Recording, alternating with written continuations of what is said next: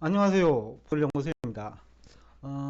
잇몸 수술한다고 한 7, 8일 정도 음성 방송을 하지 못하고 슬라이드만 여러분들한테 제공을 했는데 조금 부족한 부분도 있었을 거예요.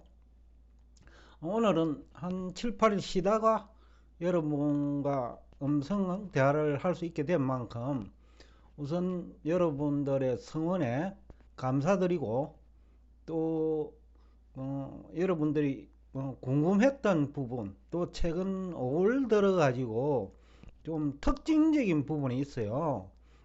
그것을 중심으로 여러분과 대화를 하고자 합니다. 전체적으로 보면 우리 연구소 예상대로 미 자산시장이 움직이고 있어요. 4월 말부터 미국 증시는 회복될 거다. 이런 얘기를 했고, 금리는 뭐 4.67% 정도라고 했는데 그 중간 정도에서 멈춘 것 같고, 그 다음에 이제 조금 이제 특징적인 게 있다 하면 소매 가격. 제가 한번 얘기를 했을 거예요, 이거. 아마 세미나 전후로 얘기를 한 것 같은데, 밀 가격이 연중 2년 정도 최저 가격인 만큼 기상까지 이변인데 오를 수 있는 환경은 만들어졌다라는 얘기를 했는데 지금 제가 이 얘기 한 이후로 한 30% 올라간 것 같아요. 25%에서 30% 정도. 아마 6월 말까지는 그 2월 세미나 이후 저점 대비 한 30% 이상 오를 것 같아요.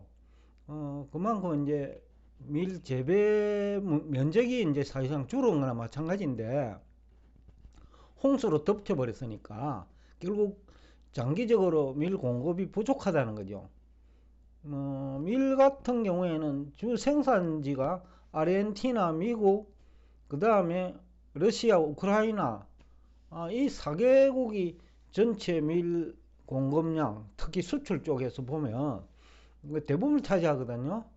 그런데 그 우크라이나, 러시아는 전쟁 때문에 제대로 농사가 안 되고 있고, 그 다음에 나머지 지역은 홍수 때문에 지금 난리고, 하여튼 밀 작황이 기대만큼 나오진 않을 거다라는 생각에서 제가 한 3개월 전으로 제가 얘기를 한번 한 것 같아요. 일단 구체적으로 살펴보면 국채 10년물 금리가 이제 상당히 그 대표 금리죠. 미국은. 우리나라는 국채 3년물 금리가 대표 금리인데 미국은 그 10년물 금리가 대표 금리입니다. 일단 이게 장기 성채권이니까 이건 장기 물가를 좀 반영하는 경향이 있어요. 그리고 또 예, 물가만 또 반영하지 않는 것이 그 다른 나라 국채하고 수익률, 즉 금리 차예요. 일본이나 유럽 쪽에서 독일하고 비교하면 미국이 월등하게 높기 때문에 이런 부분도 미국 국채가 많이 올라갈 수 없는 또 환경이고요. 수급 측면이죠. 그런 것도 있고 또 연중 기준금리 인하 기대감도 약화된 것도 이제 어, 금리 상승 요인이긴 하지만 이거는 단기채고 2년 이하는 연중 기준금리 인하하고 상관관계 높죠. 그런데 10년물은 그런 부분보다 장기 물가와 그리고 국제 간의 금리 차와 수급이 더 영향이 크지요. 그래서 채권 시장이 생각보다는 어려워요. 지금 국내 금리 전문가들 유튜브 3프로나 공영방송 출연하시는 분들 보면 주로 기준금리 중심으로 얘기하는데 그건 쉬워요. 근데 그조차도 잘 안 되는 것 같아요. 연준의 역할을 잘 모르니까. 또 그 기준금리 정책 그 어떤 철학이랄까 할까요? 중앙은행의 역할이죠. 그런 거 종합적으로 이래 봐야 되고 그런 측면에서 보면 금리 쪽에도 상당히 뭐 우리나라의 인재가 뭐 사실상 빈약하다 그런 생각도 하고 있습니다. 또 서점에 가서 책을 보더라도 우리 국내 그 금융시장 주로 여기 금리 관련 책을 쓸 수 있는 사람이 은행 직원이거나 증권회사에서 채권 담당하시는 분인데 서점에 가보면 국내 전문가들 쓴 책 중에 좀 이거다 하는 책은 없거든요. 며칠 전에 어떤 증권회사 출신이 채권 담당을 하다가 지금 뭐 말고 개인 사업하시는 것 같더라고요. 그분이 전화가 왔는데 최근에 이제 심심해가지고 서점에 가가지고 금리 책을 여러 권 봤는데 거기에는 뭐 신한은행의 뭐 금리 전문가가 쓴 책도 있고 뭐 여러 사람이 쓴 책이 있는가 봐요. 근데 여러 권 다 봤는데 제가 쓴 책이 제일 알차고 그 다음에 현실감이 있더라 라는 얘기를 하고 통화를 좀 했거든요. 그만큼 국내에는 금리를 다룰 수 있는 그 수준의 그 전문가는 없어요. 금통위 위원들도 덜러리거든요. 대부분 덜러리기 때문에 뭐 대학 교수들이니까 금리 뭐 책을 쓴 사람도 없고요. 그런 측면에서 보면 금리 전문가 국내에 있을 수 없는데 언론에서는 또 방송을 해야 되니까 금리가 또 중요한 것이 경제 지표니까 은행 직원들 중에서 조금 앞서 있는 사람들 금리 쪽에 근무하는 사람들 이런 부분을 그 대상으로 뭐 방송하고 있기는 한데 제가 볼 적에는 그 출연진들 보면 금리 쪽에 아직까지는 지식도 빈약하고 정보도 빈약하다라는 생각을 많이 했어요. 그만큼 이제 뭐 10년물 금리는 또 장기고 하니까 어렵고 또 중요하고 JP 모간 다이먼 회장 같은 경우는 뭐 향후 몇 년 안에 뭐 8%까지 금리가 올라간다 하는데 제가 생각할 적에는 10년물을 가지고 얘기한다면 설득력이 없어요. 뭐 아주 단기는 뭐 모르겠습니다만 지금 5% 되니까 근데 5% 중반 금리를 추가적으로 인상할 만한 명분은 그렇게 있어 보이진 않아요. 뭐 다이먼 회장이 즉 JP 모간이 뭐 금리 상승에 배팅을 해놓고 있는지는 몰라도 안전장치를 했음에도 불구하고 포지션이 상승 쪽에 배팅한 그 금액이 많을 수는 있거든요. 그래서 그런 얘기를 할 수도 있다는 생각을 해요. 근데 이어서 이제 뭐 제가 어제도 어떤 구독자분하고 만나기도 하고 이랬는데 최근 3년간 미국 소비자 물가 상승이 약 한 20% 되잖아요. 근데 국채 10년물 금리는 아직도 4.5% 안팎이니까 그 지난 3년 전 거지요. 3년 전 국채 10년물 금리하고 비교해보면 그저 한 3% 정도 올랐거든요. 근데 소비자 물가는 한 20% 올랐으니까 이거 굉장히 중요한 의미를 가지고 있어요. 미국 실물 경제 금융시장에. 근데 대부분 이거는 이해를 잘 못하는 것 같더라고요. 유튜브 방송 채널도 봐도 그렇고 공영방송 출연하는 분도 들어봤는데 이것이 무엇을 의미하는지를 제대로 아시는 분은 거의 없는 것 같아요.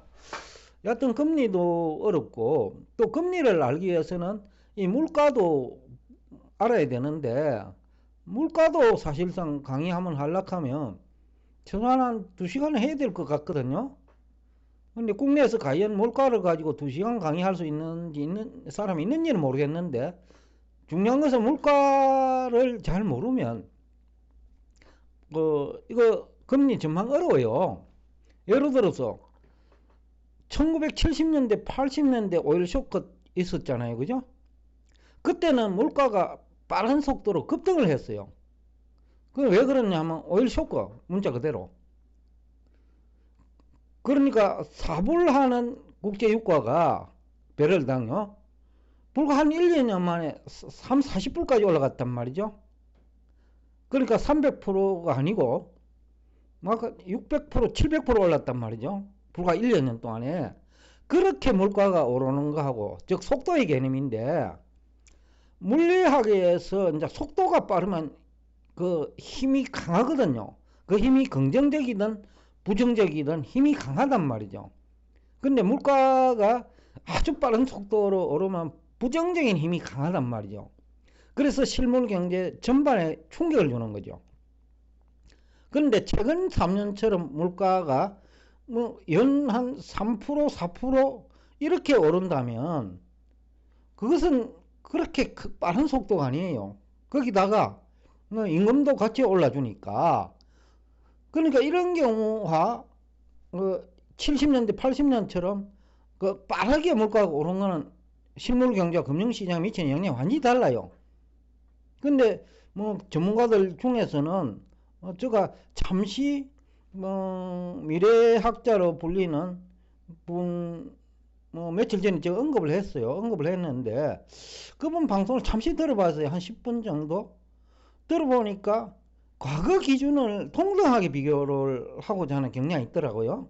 그래서 자꾸 최근에 한 5, 6년간 실패하는 것 같는데, 이 속도의 개념을 모르면요, 이거 과거와 같은 비교를 하면 안 돼요.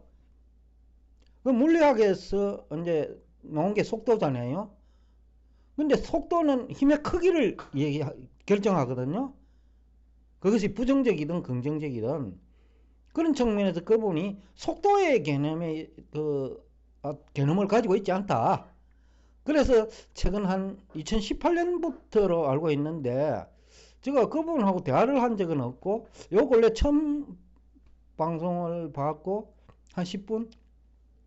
그 다음에 그 이전에 기자들이 중앙일보인지 어떤 기자들이 저한테 한번 얘기를 하더라고요. 한 10년 전으로 기억되는데, 미래학자로 각광받는 분이 한 분 있는데, 저하고 생각이 너무 많이 비슷하다. 그럼에도 불구하고 제가 경험이 많지 않다는 판단하에 아무리 이론적으로 앞서 있다 하더라도 경험이 이제 중요하거든요. 앞에서 얘기한 이 속도가 이제 경험하고 관련되어 있는 거예요. 경험이 별로 없으면 현실 전망에 있어서는 틀릴 확률이 많거든요. 본인은 IMF 때도 자기가 제대로 전망을 해가지고 맞았다라는 얘기를 하는데, 그때 몰랐던 사람 누가 있어요? 아마 국내에서는 제가 처음으로 청와대에 약 한 7 내지 8페이지, 한 10페이지 가까이 되는데, 한국의 IMF가 발생할 확률이 높다라는 얘기를 저도 했거든요. 그거는 중요하지 않죠. 과거 거니까.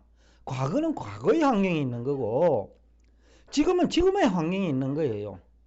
그러니까 과거에 맞았다고 해가지고 그분이 우연의 일치로 맞을 수도 있는 거고, 조금 전에 그거지. 속도의 개념을 모르니까 동등한 거로 비교한다는 하고 있는 거예요. 과거에 이런 환경에서 이렇게 했으니까 지금도 그런 환경이니까 그렇다. 근데 그래서 중요한 게 속도는 과거와 완전히 다르다는 거예요. 그리고 안전장치도 과거와 완전히 다르다는 거죠. 정부의 역할도. 그러니까 그런 측면에서 이제 아직도 정보의 사각지대도 있고, 아까 속도 개념을 모르는 경제 이론은 또 그것도 아무 의미 없는 이론이거든요. 차라리 모르는 게 낫다. 그런 얘기를 하고 싶고, 또 실업수당 청구 건수가 좀 증가했는데 그래도 안정고용 수준이고, 또 4월 신규 고용이 17만 건, 이게 결코 작은 거 아니에요. 3월 27만 건, 그게 비정상적이에요. 전문가들은 20만 건을 봤거든요. 3월에 20만 건 이하로 봤단 말이죠. 근데 27만 건까지 올라간 그게 비정상이지, 지금 17만 건은 어떻게 보면 정상인 것 같아요. 계속해서 신규 고용이 발생할 수 없잖아요. 근데 실업자는 금리 높고 한계 기업이 항상 있으니까 증가할 수밖에 없어요. 그걸 놓고 또 왈가왈부 서로 막 이렇다 저렇다 얘기할 만한 그런 거리는 안 되는 것 같고, 여하튼 국채 10년물 금리는 다이먼 회장이 8%까지 얘기를 함에도 불구하고 제가 볼 적에는 그렇게 갈 확률은 거의 없다고 봐요. 안정되고 있다라는 얘기를 하고 싶습니다. 그 다음에 나스닥 100 지수는 4월 말부터 좀 오를 거라고 했으니 더 이상 얘기하지 않겠습니다. 괜히 똑같은 얘기 해봐야 아무 의미 없으니까. 유가는 당시에 이제 좀 더 올라간다. 특히 골드만삭스는 100불까지 얘기하다가 후퇴한 것 같아요. 100불까지 갈 수 있는 환경은 아니에요, 유가가. 최근에 이제 4월 말에 한 81불까지 갔다가 한때 87불까지 갔죠. 근데 지금 78불 정도니까 어느 정도 정상 유가에 온 것 같아요. 그러니까 이 유가하고 이제 물가하고 관련돼 있고, 또 물가와 금리와 관련돼 있기 때문에 또 유가도 좀 의미 있는 거다. 그래서 원자재 책도 한번 써봐야 되고, 금리 책을 한번 출판해봐야 그래야 이해가 좀 돼요. 그렇게 하려고 하면 경험이 있어야 되잖아요. 그 부분에 있어서 이제 우리 국내에 물가 전문가도 잘 없고 금리 전문가도 잘 없다. 학자로서는 부족하다는 거예요. 교과서 이론이나 뻔하잖아요. 그 별로 어려운 것도 아니거든요. 교과서 이론은 가정을 전제로 기술을 해놨기 때문에 별로 어려운 게 없다고요. 근데 현실은 복잡하단 말이죠. 가정이 통하지 않는다는 거예요, 현실은. 또 시간과 공간을 분리시킬 수 없는데, 경제학자들은 그 분리시킬 수 없는 것을 자꾸 분리시킨다는 거죠. 예를 들면 금리가 연 10%면 1년 있어야 10%예요. 월 한 달에 10%가 아니라는 거예요.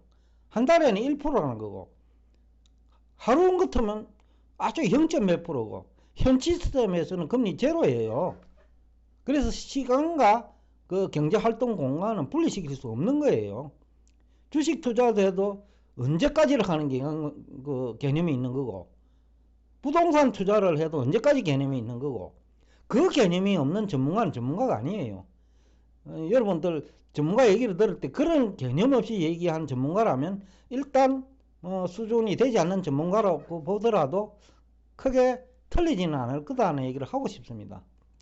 그 다음에 이제 달러 인덱스 얘기인데, 좁은 박스권에서 올 들어가서 105에서 106이니까 1%도 안 되네요. 좁은 박스권에서 등락을 하는데, 우리 원 달러 환율은 그 상대적으로 변동폭이 커요. 제가 5년 전부터 이 얘기를 했거든요. 우리 원 달러 적정 환율이 올라가고 있다. 어제 만나신 분도 저는 잊고 있었는데, 지난번에 전화하실 때 1,400원까지 올라갈 수 있다고 할 때 그 당시에 아무도 그런 얘기를 아무도 안 했는데 한 기억이 난다고 하더라고요. 저도 저는 잊고 있었는데 그분이 마침 저한테 그것을 기억력을 이제 좀 회복시켜주는 그 자리였는데, 여하튼 한두 시간 재미있는 시간을 보냈어요. 여하튼 달러 인덱스 시장은, 인덱스는 좁은 박스권인데 우리 환율은 변동 요인이 상당히 있거든요. 그런 측면에서 접근을 해야 된다, 그런 얘기를 하고 싶습니다. 그 다음에 이제 앞에서도 잠시 얘기를 했는데 소맥인데, 제가 세미나 전후로 한번 얘기를 했을 거예요. 소맥이 지금 2년 중에 제일 바닥이기 때문에 6월까지는 좀 올라갈 거다, 수익률이 괜찮을 거다 하고 했는데, 기상 이변인지 아니면 이변도 계속되면 정상이지요. 기상 불안이라는 표현이 오히려 맞을 것 같아요, 요즘은요. 하여튼 그런 것 때문에 밀 가격은 추가적인 상승도 배제할 수 없다 라는 얘기를 하고 싶습니다. 그리고 지난 10일간 여러분들 덕택에 잘 쉬었고, 또 여러분들 덕택에 거의 잇몸도 완치 단계에 이제 들어가고 있어요. 여하튼 또 여러분들 덕택에 지난 3개월 정도 됐네요. 제가 금융회사하고 환율 상품 개발을 추진하고 있다라고 했는데, 지금 제가 알기로 검토하고 있는 걸로 알고 있어요. 그러니까 그 부분도 여러분의 덕택이다. 환율은 어려운 영역이니까 아마 은행이 할 수 있는 수준은 아니에요. 왜냐하면 은행원들이 업무에 시달리다 보면 환율에 영향을 주는 전반적인 정보나 지식을 습득하기 어렵고, 특히 재정학 같은 경우에는 책 내용도 어렵지만은 공부를 해도 이해가 안 되는 사람 많거든요. 대학 교수들 중에 재정학 교수도 제가 질문하면 답변 못하는 사람 많아요. 경험이 없기 때문에 그래요. 하여튼 오늘 여러분 덕택에 건강 회복하고 있다. 그리고 지난해 대비 몸무게도 약 한 5kg 늘었다. 그리고 얼굴도 좋아졌다. 라는 고마움을 표시하면서 오늘 여러분과 대화를 여기서 끝내겠습니다. 오늘도 끝까지 경청해 주셔서 대단히 감사합니다.